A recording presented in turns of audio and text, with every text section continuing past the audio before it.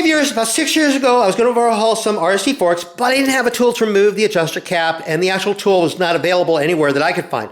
So I went ahead and made my own tool out of an old socket and Dremel tool. In fact, I made a video showing you guys how to make one of these yourself, and this tool has worked great over the years.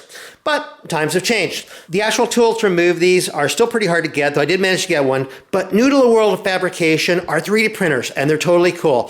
So I decided to have some fun. So I started learning a tool called Tinkercad, which allows you to design stuff. And so I designed my own version of the RST wrench.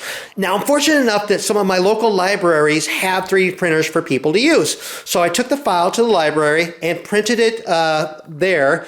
And this is the wrench that I made. It cost me $2.10 to print this. I'll go ahead and include a link down in the description so you can download the file and print it yourself. And the tool works great. Just put it on here and it's loosening the adjuster cap just perfectly like that.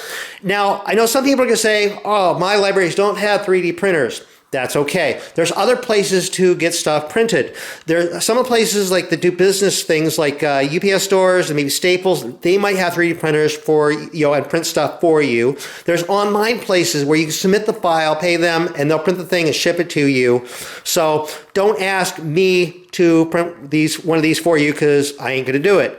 The file's down below. Download the file and then figure out where you can get it printed yourself if you don't have a printer. Hopefully you found this useful or interesting. If you did, please give my video a thumbs up. If you're not subscribed to my channel, click that subscribe button and be sure to click the bell so you get notified when new videos come out. I'm over on Facebook, RJ the Bike Guy. Go over there, like that page. I'll post a ton of stuff over there. Anyway, thank you guys very much for watching.